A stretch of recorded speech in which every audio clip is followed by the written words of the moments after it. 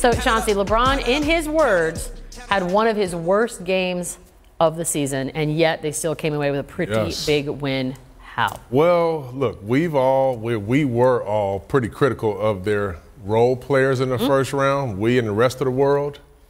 Well, I can't be the guy that's critical when they're not playing well and not give them some love when they're doing okay. Good man. I'm going to give them some love today to the role players. Let's go to the tape here.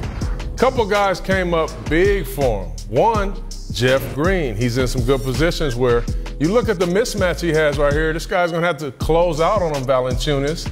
He can get to the basket and lay it up, but not only here in the paint with the dribble was he effective, he also knocked down some pull-up jump shots.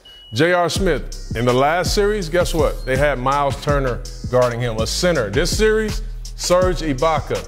I appreciate the fact that J.R. says, okay, not this series. I'm going to come off and I'm going to be aggressive, whether I make them or not. 5 made threes in game 1.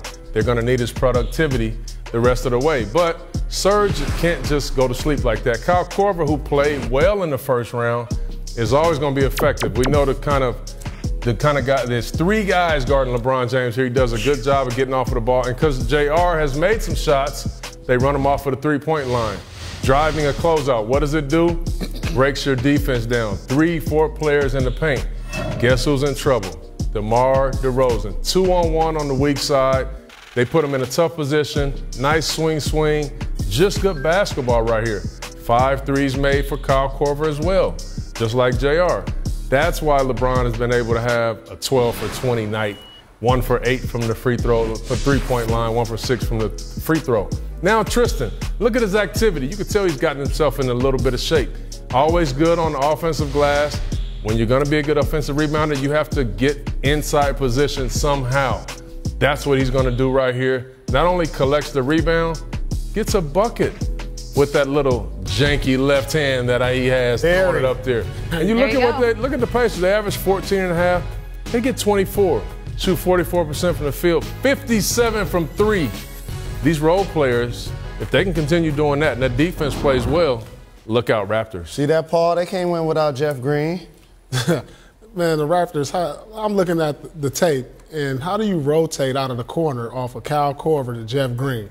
You know, it's just little things that's beating the Raptors. Like, you know, I know the defensive scheme says first man take the first pass, but you got to be smart. That's Kyle Korver in the corner, Jeff Green on the wing. You can't give up the your personnel. You can talk. They don't talk on defense. J.R. Smith coming off a double screen. Ibaka, nobody calls out switch. It's little things that's keeping them from getting to the next level. We'll get back to that Cavs starting lineup. We're going to take a look at tonight's storyline brought to you by Mitsubishi Motors. And that starting lineup for the Cavs seems to change from game to game this season. But according to Ty Lue, one thing that's not going to change this game, Kevin Love starting at center. He says he likes how Love spreads the floor for the team. He was 1 of 4 from 3.